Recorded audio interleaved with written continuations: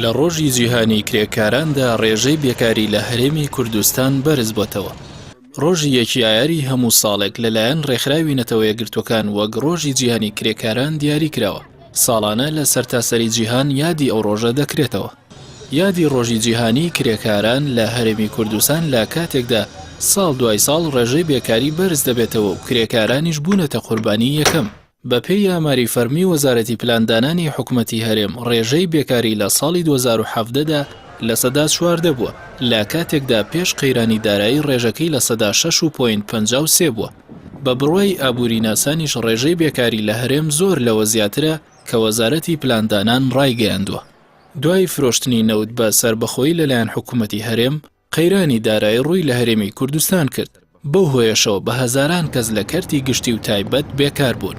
بە پێی ئامارەکان لە کەرتی تایبەت نزیکەی 300,000 کەس کارەکانیان لەدەستدا و بەدەیان بەڵێندەر و وەبەرهێنەریش مەیاپووز بوون و بە هەزاران پرۆژەش وەستاون. کرێکاران لە هەرێمی کوردستان بەدەست گرفتی کەمی هەلیکار و زۆری ماوەی کاتەکانی کارکردن و نەبوونی سەلامەتی لە شوێنی کار و نەبوونی دەستەبەری کۆمەڵایەتیەوە دەناڵێنن. سەرەڕای کەمی هەلیکار لە هەرێمی کوردستانیش بە هەزاران کرێکاری بیانی هێنراونەتە هەرێمی کوردستان.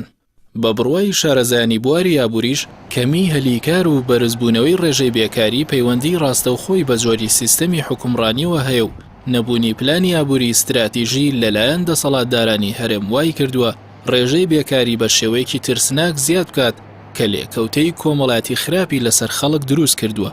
دەسەڵاتدارانی هەرێم لە سەرجەم بوارەکاندا ڕوبەڕووی شکست بوونەوە لە بواری ئیدارەدانی ئابووری و ڕەخسانی هەلیکار بۆ هاوڵاتیانی هەرێم شکستیان هێناوە و هاوڵاتیانی هەرێمی کوردستانیان بەهۆی ئیدارەدانێکی سەقەت بێکار کردووە.